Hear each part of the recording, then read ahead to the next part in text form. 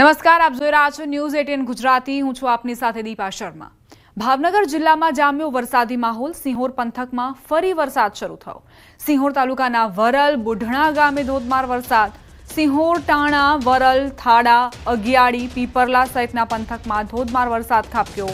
સિંહોર તાલુકાના વરલ ગામે વીજળીના કડાકા ભડાકા સાથે ધોધમાર વરસાદ વરસ્યો। રસ્તાઓ પરથી પાણી વહેતા નજરે પડ્યા। ધોધમાર વરસાદથી ખેતરોના પાળા તૂટ્યા। સતત પડી રહેલા વરસાદથી પાક નિષ્ફળ જવાની ખેડૂતોને ચિંતા વ્યાપી છે। સિંહોર પંથકમાં વરસાદી માહોલ જામ્યો છે। વરલ, બુઢણા, અગિયાળી સહિતના જે ગામડાઓ છે ત્યાં મેઘરાજા વરસ્યા હોવાની જાણકારી। સિંહોર તાલુકાના વરલ ગામે વીજળીના કડાકા ભડાકા સાથે ધોધમાર વરસાદ ખાબક્યો। આ સિવાય થાળા, અગિયાળી, પીપરલા સહિતના ગ્રામ્ય વિસ્તારો પણ પ્રભાવિત જોવા મળ્યા છે। 2 દિવસ બાદ ફરી વરસાદનો રાઉન્ડ શરૂ થયો છે। 7 દિવસમાં તમામ વિસ્તારમાં વરસાદ પડી શકે છે। વરસાદને લઈ હવામાન વિભાગની આગાહી। 2 જિલ્લામાં ભારે વરસાદ થઈ શકે છે। નવસારી અને વલસાડમાં આજે ભારે વરસાદની વકી। દમણ, દાદરાનગર હવેલીમાં ભારે વરસાદની આગાહી। આવતીકાલે 7 જિલ્લામાં ભારે વરસાદની આગાહી। અરવલ્લી, મહીસાગર, દાહોદ, અમરેલી, ભાવનગર, નવસારી, વલસાડ ઉપરાંત દમણ અને દાદરાનગર હવેલીમાં ભારે વરસાદ થઈ શકે છે। 14 જુલાઈએ 11 જિલ્લામાં ભારે વરસાદ થવાની સંભાવના। 15મી અને 9 જિલ્લામાં ભારે વરસાદ થઈ શકે। કેટલાક વિસ્તારમાં ભારે પૂરની સ્થિતિ સર્જાઈ શકે છે। 7 दिन तक लगभग सभी स्थानों में हल्का से मध्यम बारिश होने का संभावना है और जो हेवी रेनफॉल का वार्निंग है, आज दोनों क्षेत्रों में कोई हेवी रेनफॉल वार्निंग नहीं है और गुजरात के जो रीजन है इसके लिए 12 से लेकर 17 जुलाई तक हेवी रेनफॉल का वार्निंग है। आइसोलेटेड जगह में ये वार्निंग दिया गया है और जो सौराष्ट्र कच्छ के लिए 13 जुलाई के लिए हेवी रेनफॉल वार्निंग दिया गया है आइसोलेटेड प्लेसेस में। इसमें डे 1 में जो हेवी रेनफॉल का वार्निंग आ रहा है नवसारी, वलसाड, दमन, दादरा नगर हवेली के लिए दिया गया है गुजरात रीजन में। और जो डे 3 13 जुलाई में जो वार्निंग है अरवली, दाहोद, महीसागर, नवसारी, वलसाड, दमन एंड दादरा नगर हवेली के लिए। વધુ એક પરંપરાગત વર્તારાથી મળ્યા શુભ સંકેત। અરવલ્લીમાં અષાઢી તોલાતા કઢાયો વર્તારો। સવારે અષાઢી તોડાઈ, વર્ષ સારું રહેવાનો વર્તારો કઢાયો। ભેલોડાના ટોરડા ધામમાં અષાઢી તોડાઈ। ટોરડા ધામ સ્વામિનારાયણ સંપ્રદાયના ગોપાળાનંદ સ્વામીનું જન્મસ્થાન છે, જ્યાં દર અષાઢી પૂર્ણિમાએ અલગ અલગ 11 ધાન્યના 5 કણ લેવાય છે। તમામ જાતના અનાજને માટલીમાં સાડીથી બાંધી ભગવાન આગળ મુકાય છે અને આખી રાત ભગવાન આગળ રખાયા બાદ સવારે આ માટલી ખોલાય છે। માટલીમાં મૂકેલા અનાજને ફરી બાજરીના કણ રાખી સોનાની કાંટીથી તોડાય છે। ત્રાજવીમાં બાજરીના કણવાળા પલ્લાની વધઘટથી વર્ષફળ જોવાય છે।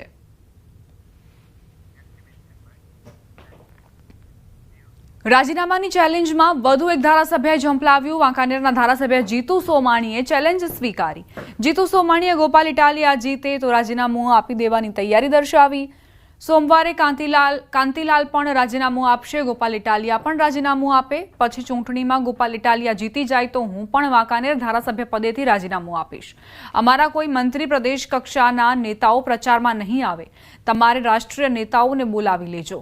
અમે મોરબી જિલ્લાના કાર્યકરો સક્ષમ છીએ। વાંકાનેરના ધારાસભ્ય જીતુભાઈ સોમાણીએ ચેલેન્જ સ્વીકારી। ગોપાલ ઇટાલિયાને મોરબી આવવા આમંત્રણ આપ્યું।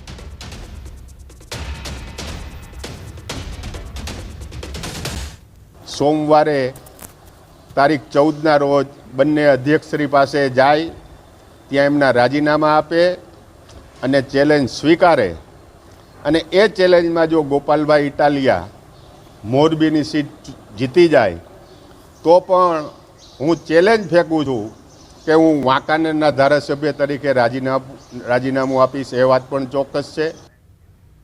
આજે પણ મોરબીમાં બિસ્માર રોડ, ગટર, પ્રાથમિક સુવિધા સામે જનતાનો રોષ જોવા મળ્યો। ફરી એક વખત મોરબીમાં જનતા ચક્કાજામના સહારે આવી। ખરાબ રોડ, ઉભરાતી ગટરો સામે જનતાએ ચક્કાજામ કર્યો। રવાપર ધુનડા રોડ પર સ્થાનિકોના ચક્કાજામ। થાળી વેલણ વગાડીને મહિલાઓએ દેખાવ કર્યા। નિરાકરણ નહીં થાય ત્યાં સુધી હટીએ નહીં તેવી વાત તેમણે કરી। સ્થાનિકોનો આક્ષેપ છે કે અમારે ભજીયા નથી ખાવા, અમારે સારા રસ્તા અને સારી સુવિધાઓ જોઈએ છે। રોડ બનાવ્યો હતો જેથી એક જ મહિનો ચાલ્યો છે, તરત જ ખાડા પડી ગયા છે। છોકરાને લઈને નીકળવું હોય કેવી રીતના લઈને નીકળવું? છોકરા 2 વખત પડી ગયા, છોકરાનો હાથ ભાંગી ગયો તો એક છોકરાને મોઢામાં લાગ્યું। શું તમે દેવા આવશો? બધું તમે કામ કરાવવા આવશો? અમારા છોકરાને એકલા હાથે હાથ હચવવા છે। આ 7 થી 8 વર્ષથી તો ખાડા નથી પૂરતા, એનું શું અમારે કરવાનું? એનો કઈક નિર્ણય આપો। મત લેવો હોય તો કેમ ભજીયા ખવડાવવા આવો હો તમે? અમારે ભજીયા નથી ખાવા, ઈ ભજીયાનો રોડ થઈ જશે। અમારે રોડ કરવા, અમારે ભજીયા નથી ખાવા। જ્યારે મત લેવો હોય ત્યારે બધા ઉમેદવારો કાર્યાલયમાં ભજીયા ખવડાવે, સોસાયટીમાં ભજીયા ખવડાવે, ઓલું ખવડાવે। અત્યારે બહેનો આંદોલન કરીને ઊભા છે તો પાણી પીવડાવાય કોઈ નથી આવતું। મોરબી શહેર અને જિલ્લામાં ધોવાઈ ગયેલા રસ્તાઓને લઈને લોકો ત્રસ્ત બન્યા છે અને છેલ્લા 2 દિવસમાં 3 સ્થળે ચક્કાજામ કરી તંત્રને જાગૃત કરવાનું કામ કરાયું। ત્યારે તંત્ર હવે હરકતમાં આવી મોરબી માટે વોર્ડ પ્રમાણે હેલ્પલાઇન નંબર જાહેર કર્યું છે અને કર્મચારીઓની નિમણૂક કરવામાં આવી છે જ્યાં લોકો સીધી ફરિયાદ નોંધાવી શકશે। હવે કોઈ પણ સમસ્યા હોય તો હેલ્પલાઇન નંબર પર ફોન કરો, નહીંતર સીધો કલેક્ટરને પણ ફોન કરી શકશો। કલેક્ટર કેબી ઝવેરીએ પણ જનતાને અપીલ કરી કે હેલ્પલાઇન નંબર પર સમસ્યા જણાવો એટલે તરત કાર્યવાહી થશે। જો કે તેમ છતાં અનેક વિસ્તારમાં લોકોને હજુ પણ જવાબદારી ભર્યો પ્રતિસાદ ન મળતા નારાજગી યથાવત છે। અમે અમારા દરેક વોર્ડમાં એક અધિકારીની નિમણૂક કરી છે। એ ભાઈને આપ ફોન કરશો અને આપની મુશ્કેલ જણાવશો તો વિધિન 10 મિનિટ્સ એ મુશ્કેલી મોરબીના કમિશનરશ્રીને વહીવટદાર પાસે પહોંચી જશે। એવું પણ નહીં બને કે ભાઈ આપનો ફોન નહીં ઉપાડે। જેટલા એરિયાના જેટલા અધિકારી મૂક્યા છે એમની ઉપર સુપરવાઇઝરી અધિકારીની પણ નિમણૂક કરી છે। એ સુપરવાઇઝરી અધિકારી પર અમે નાયબ કમિશનર કક્ષાના 2 અધિકારીઓને પણ સૂચના આપી છે અને સાથે સાથે અમારા કમિશનર શ્રી ખરે સાહેબ અને હું કિરણ ઝવેરી અમારા 2ના મોબાઈલ નંબર શેર કર્યા છે। સુમુલ ડેરીમાં બહારથી દૂધ ભરવાનો મામલો, સુમુલના ડિરેક્ટર જયેશ પટેલનું નિવેદન, મંત્રી મુકેશ પટેલના ઓડિટ બાબતેના નિવેદન પર પ્રતિક્રિયા। સમગ્ર મામલો હવે રાજ્ય સરકાર સુધી પહોંચ્યો છે। જે મંડળીઓમાં એકાએક જ દૂધનું પ્રમાણ વધી ગયું તે મંડળીઓનું સરકાર દ્વારા ઓડિટ કરવામાં આવશે। આ બાબતે સુમુલ ડેરી તરફથી પણ સહકાર આપવામાં આવશે। મહારાષ્ટ્રથી દૂધ લાવી તેનું વેપારીકરણ કરવું તે અયોગ્ય। સુમુલ ડેરીમાં મહારાષ્ટ્રથી દૂધ લાવી ભરાતું હતું। 25 મંડળીઓને 3 કરોડથી વધુ દંડ ફટકારાયો હતો। દંડની માફી માટે ડિરેક્ટરો દ્વારા રેલી યોજાઈ હતી। હા, મુકેશ પટેલે જે ખાસ કરીને ઓડિટ કરવાની જે વાત કરી છે, જ્યારે આ સમગ્ર મામલો રાજ્ય સરકારની વાતમાં ધ્યાને આવ્યો હોય ત્યારે આવનાર દિવસોમાં જે 1100 અમારી સાથે જોડાયેલી તમામ મંડળીઓની ઓડિટ કરવાની જે વાત થઈ છે અમે સહર્ષ અને સ્વીકારીએ છીએ। જ્યાં પણ ભૂલો થયેલી હોય એ ચોક્કસ બહાર આવી જોઈએ અને એમનું જે વાત છે એ ચોક્કસ સુમુલ અમે સ્વીકારીએ છીએ। આવનાર દિવસોમાં રાજ્ય સરકાર જ્યારે ઓડિટ કરવા જઈ રહી છે ત્યારે ઓડિટ કરીને દૂધનું દૂધ અને પાણીનું પાણી થવું જોઈએ એવું અમારું ચોક્કસ માનવું છે। સમાચાર વડોદરાથી ગંભીરા બ્રિજ દુર્ઘટનામાં હજુ 2 લોકો લાપતા છે। મોરબીથી સુરત જઈ રહેલા ટ્રક ડ્રાઈવર અને ક્લીનર બનાવનો ભોગ બન્યા। ક્લીનર પર્વત વાગડિયાનો મૃતદેહ મળ્યો। ડ્રાઈવર સુખાભાઈ હજુ સુધી લાપતા છે। પાદરાના 25 વર્ષીય વિક્રમસિંહ પઢિયાર પણ 3 દિવસથી લાપતા। રોજગારી માટે ઘરેથી નીકળેલા અને દુર્ઘટનાનો ભોગ બની ગયા।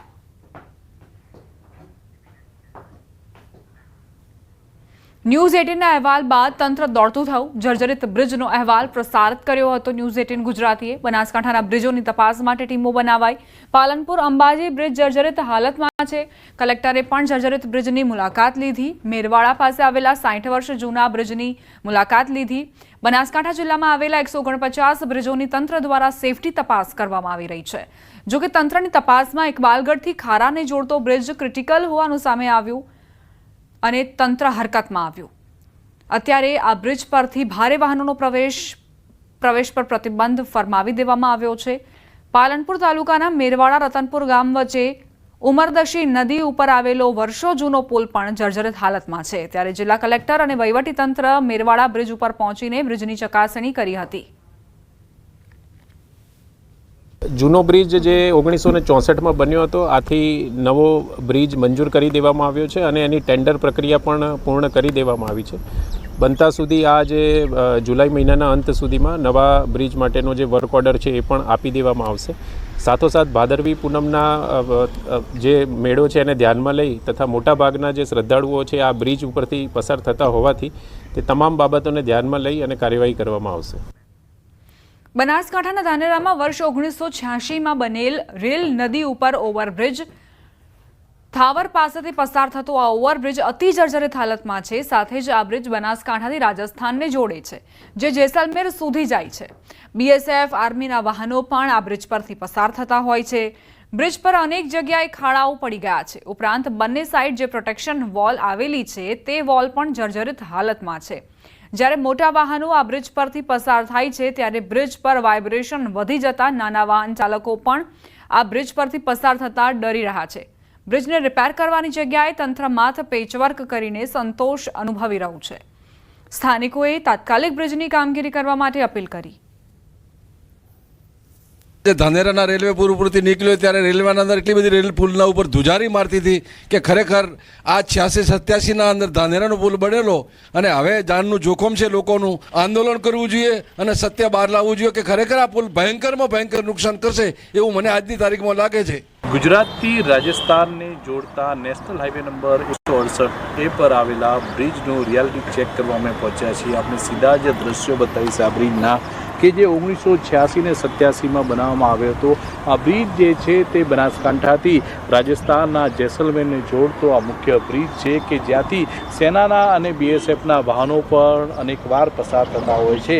અને આ બ્રિજ જે ધાનેરાથી થાવર વચ્ચે આવેલો છે, રેલ નદી ઉપરનો આ બ્રિજ છે. 1986-87માં બ્રિજ બન્યો હતો અને અત્યારે આ બ્રિજનો જે ઉપરનો ભાગ જે છે તે અત્યારે જર્જરિત બન્યો છે. અનેકવાર રિપેરિંગ કરવાની માંગ કરવામાં આવી છે, પરંતુ આ બ્રિજનું રિપેરિંગ કરવામાં ના આવતા આ બ્રિજની બંને જે સાઈડો છે તે બંને સાઈડોની હાલત અત્યારે આ બંને સાઈડો જર્જરિત બની છે.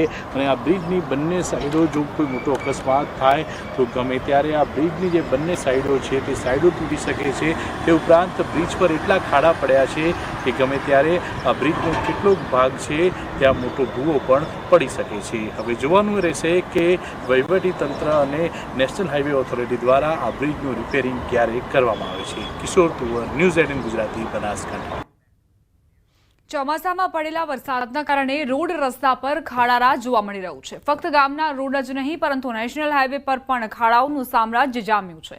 પાલનપુર નજીકથી પસાર થતા નેશનલ હાઈવે પર રોજના હજારો વાહન પસાર થાય છે અને આ હાઈવે પર પડેલા ખાડાઓને લઈ અવરજવર કરતા લોકોને હાલાકી પડી રહી છે. ચોમાસામાં પ્રથમ વરસાદે તંત્રની કામગીરીની પોલ ખોલી નાખી.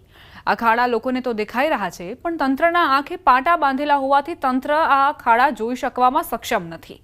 લોકો કહી રહ્યા છે કે તંત્ર જરાક આંખના પાટા ખોલશે તો આ સ્થિતિ નજરે પડશે.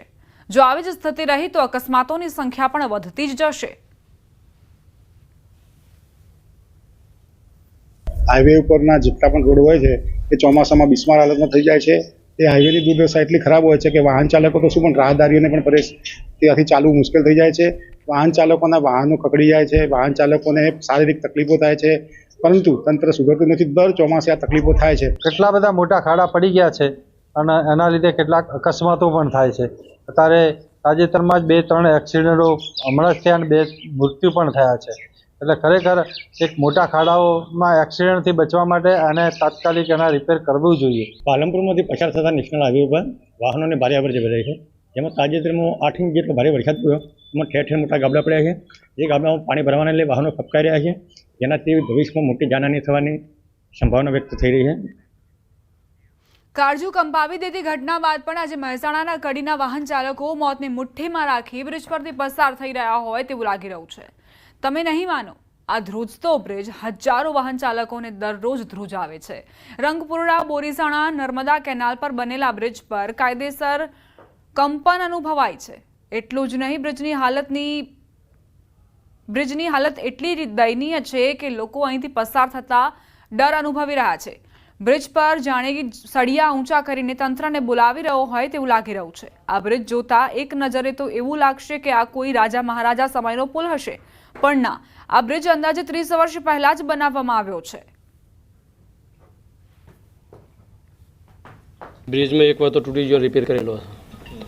ભવિષ્યમાં બીજી વખત તૂટેલો છે આ બ્રિજ અને જોખમ પૂરેપૂરું છે. એની રેલિંગો બેલિંગ બધું તૂટી ગયું છે. ભવિષ્યમાં કોઈકની ગાડીઓ બાડીઓ સીધી કેનાલમાં પડે એવી પરિસ્થિતિ છે. સરકારના અને સરકારના જે અધિકારીઓ હોય એમને ખરેખર આ ધ્યાનમાં લઈને અને કોઈ બી હાનિ ના થાય જીવહાનિ ના થાય એના માટે તકેદારી રાખ્યા જેવી જરૂરી વસ્તુ. કેનાલનો બ્રિજ છે એ 40 કે 45 ટનની ગાડી જાય તો એ ધધરે છે, એટલે તૂટી જાય એવો છે એમ. એટલે એને રિપેર કરવો કે નવો બનાવવો એવી અમારી માગણી છે. પોલીસનો બ્રિજ છે અને આ જોખમી એટલો છે કે અહીંયાથી નીકળે, ભારે વાહન નીકળે તો બી વાઇબ્રેશન લે છે. અને આવો નવો બ્રિજ આ સામે છે એ હમણાં 2 મહિના પહેલાં પડી ગયો, વચ્ચેથી પડી ગયો છે બ્રિજ આખો. બસ એ જ હાલત આની છે. એની કન્ડિશન તમે જોઈ શકો છો. બ્રિજ ઉપર એવું લાગતું હોય તો 2 મિનિટ ઊભું રહીને તમે જોઈ શકો છો, આખો બ્રિજ વાઇબ્રેટ મારે છે. તો તંત્ર અજાણ કે પછી જાણી જોઈને અજાણ બની રહ્યું છે તે એક મોટો સવાલ છે, કારણ કે અહીં સતત કંપન અનુભવાઈ રહ્યું છે. મહેસાણા જિલ્લાના કડીથી થોર સાણંદ જવાનો જે રોડ છે ત્યાં રોડ પર નર્મદા કેનાલ પર બનાવવામાં આવેલ બ્રિજની હાલત હોય છે તે દયનીય બની છે. તમે જોઈ શકો છો હાલમાં આ જે બ્રિજના બાજુની જે દિવાલ હોય છે તે જર્જરિત બની જઈ ચૂકી છે. હાલ તમે દ્રશ્યો જોઈ શકો છો કે આની જે ખિલારી હોય છે તે જોઈ શકાય છે. ગમે તે સમયે મોટી જે દુર્ઘટના હોય છે તે ઘટી શકે છે. તો બીજી બાજુ બતાવવાની કોશિશ કરીશ કે આ જે તમે દિવાલ જોઈ શકો છો, દિવાલની જે હાલત હોય છે ખૂબ જ દયનીય બની છે. તેમજ રોડ પર પણ જે હાલત હોય છે, રોડની હાલત પણ ખરાબ છે.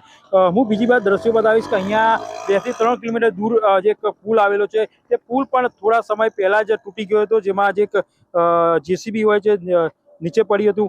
એટલે અહીંયા પણ ગમે તે સમયે જે દુર્ઘટના હોય છે તે ઘટી શકે છે તેવું સ્થાનિકો કહી રહ્યા છે. સ્થાનિકો હેરાન પરેશાન થઈ રહ્યા છે. આ મેન હાઈવેથી હોવાના કારણે જે વાહન ચાલકો હોય છે, સ્થાનિકો હોય છે, તેમને મજબૂરીમાં અહીંયાથી અવરજવર થવું પડે છે. પરંતુ એક ભયના નેજા હેઠળ એ અહીંયાથી પસાર થઈ રહ્યા છે. ગમે તે સમયે આ જે દુર્ઘટના હોય છે તે ઘટી શકે છે. ત્યારે સ્થાનિકોની માંગ છે કે આ જે પુલ છે તેનું રિપેરિંગ કરવામાં આવે અથવા નવો બનાવવામાં આવે, જેથી કરીને અહીંયા કોઈ મોટી દુર્ઘટના ઘટે નહીં. કેતન પટેલ, ન્યૂઝ 18 ગુજરાતી, મહેસાણા. છોટાઉદેપુરના બોડેલી નજીક આવેલા મેરિયા અને ઓરસંગ નદી પરના 2 બ્રિજ ઉપર ભારદારી વાહનોને અવરજવર પર રોક લગાવાઈ છે, જેને લઈને હવે વડોદરાથી છોટાઉદેપુર અને મધ્યપ્રદેશ તરફ જતા વાહન ચાલકોને લગભગ 70 કિલોમીટર ફરીને જવાનો વારો આવ્યો છે. બ્રિજનું નિરીક્ષણ કર્યા બાદ જિલ્લા કલેક્ટરે હાલ તકેદારીના ભાગરૂપે આ બંને બ્રિજ પરથી ભારે વાહનોને પસાર થવા માટે રોક લગાવી દીધી છે. જાહેરનામું બહાર પાડવામાં આવ્યું છે. જ્યાં સુધી બ્રિજનું ટેસ્ટિંગ રિપોર્ટ નહીં આવે ત્યાં સુધી આ બંને બ્રિજ ઉપર ભારે વાહનો પર રોક રહેશે. હાલ બ્રિજ બંધ કરાતા સ્થાનિકો મુશ્કેલીમાં મુકાયા છે. તમે મોટા મોટા સાધનો બંધ કરે છે બરોબર છે, 50-50 ટનના 100 ટનના હાઈવા બંધ કર્યા બરોબર છે, પણ નાના સાધનો બંધ કરાવવાથી પબ્લિકને કેટલું બધું નુકસાન થાય છે. જે બોરેલીથી જબુગામ વચ્ચે અનેક ખેતરો આવેલા છે, કેરાના, શાકભાજી થી લઈને અનેક ખેડૂતોને બહુ તકલીફ પડે છે. વેપારીની હાલત તો બગડવાની છે. અમારે ભાડાનું કાર્ટિંગ વધી જવાનું છે અને ખૂબ જ તકલીફો પણ રહે. અમારે 2 કલાક વધારે સમય લાગશે. હવે છોટાઉદેપુરની જાહેર જનતાને જે આ ખેડૂતોને છે એમના પાક માલના વસ્તુને લઈને બજારમાં જવું, નાની મોટી જરૂરિયાતમંદ માણસોને રેગ્યુલરી જે બજારને આવર જવર કરી હોય તો એ એમની જે મુશ્કેલીઓ બને એટલી વહેલી દૂર કરે.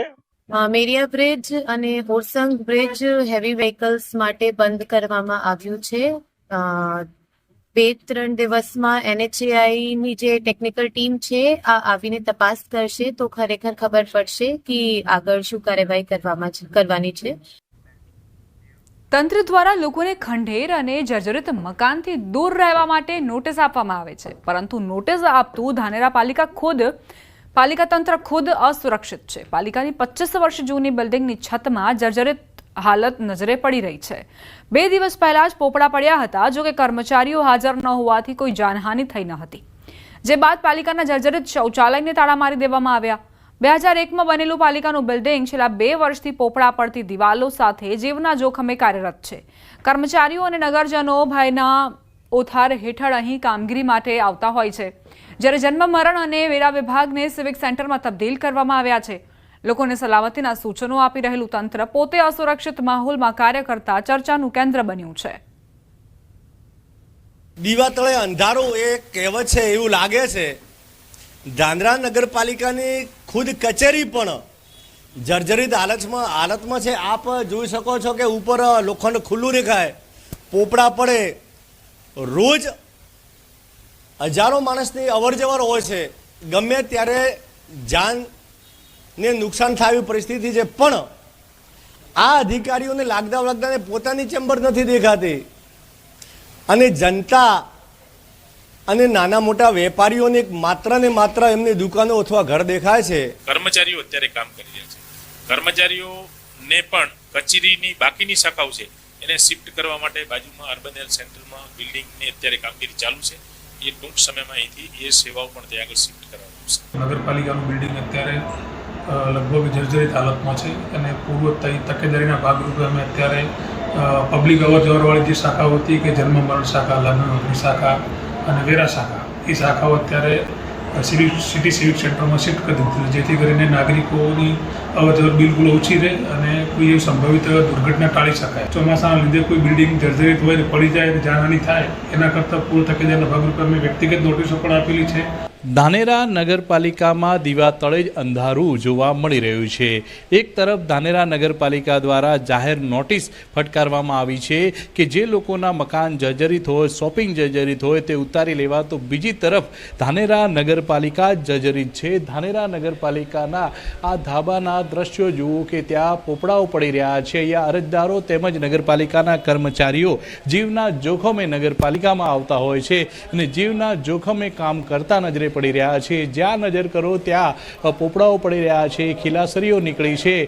તો બીજી તરફ ધાનેરા નગરપાલિકા દ્વારા ગામ લોકોને જર્જરિત મકાનોથી સાવચેત રહેવા માટેની અપીલ કરવામાં આવી રહી છે.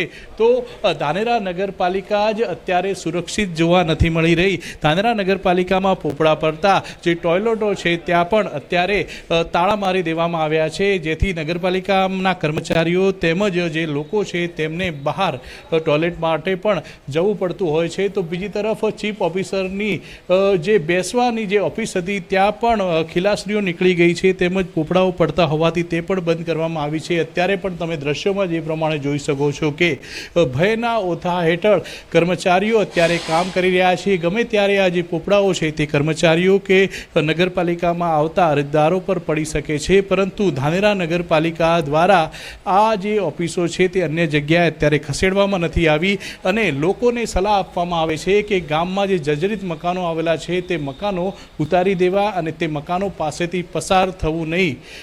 કિશોર તુવર, ન્યૂઝ 18 ગુજરાતી, બનાસકાંઠા. રાજકોટ લોકમેળામાં રાઇડ્સને લઈને હજુ અસમંજસનો માહોલ. લોકમેળાને લઈને ડોક્ટર દર્શિતા શાહનું ગોળ નિવેદન. રાઇડ્સ અંગે ડોક્ટર દર્શિતા શાહ સ્ટેન્ડ ન લઈ શક્યા. પ્રજાના હિતમાં જે સારું અને યોગ્ય હશે તે થઈ રહ્યું છે. નિયમો મુજબ જે રીતે લોકમેળો યોજાય છે તે મુજબ કામ આગળ વધશે. જવાબદારીમાંથી છટકી જવા માટે ગોળ નિવેદન આપી નીકળી ગયા.